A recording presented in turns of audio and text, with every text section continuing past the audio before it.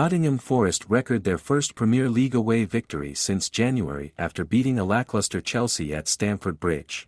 The Tricky Trees were under severe pressure from the hosts for the majority of the contest, although a spirited defensive performance limited the Blues to little in the form of glaring chances.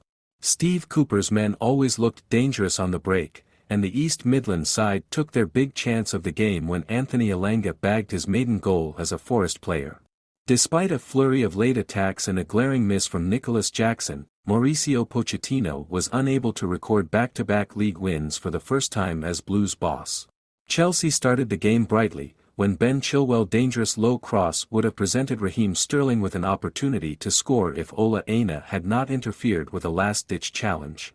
Conor Gallagher had the hosts' first significant shot of the contest after some neat interplay involving Sterling on the right-hand side. However, the former Crystal Palace midfielder blasted his attempt narrowly over Matt Turner's net. Forest grew into the first period and could have taken the lead when Chelsea failed to clear their lines from a set-piece situation, although Taiwo Awoniyi was unable to keep his rushed effort on target from 10 yards out. Chelsea failed to seriously threaten the Forest goal, managing just the single shot on target during the opening 45 minutes. Cooper's men were forced into a change at the half-time interval, with Elanga entering the Stamford Bridge contest due to Danilo pulling up with a hamstring injury. It only took 3 minutes after coming off the bench for the exciting Swede to break the deadlock in West London, and Pochettino will not be happy with the manner in which his side conceded the goal.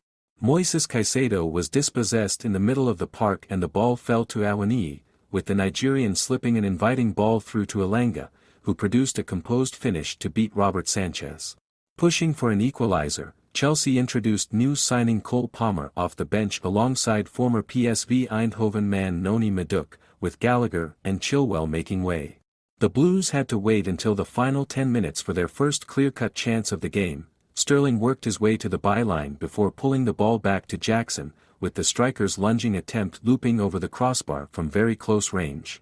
Chelsea head into the international break having won just one of their opening 4 Premier League matches, collecting 4 points from a quartet of fixtures, with a trip to Bournemouth next up on September 17.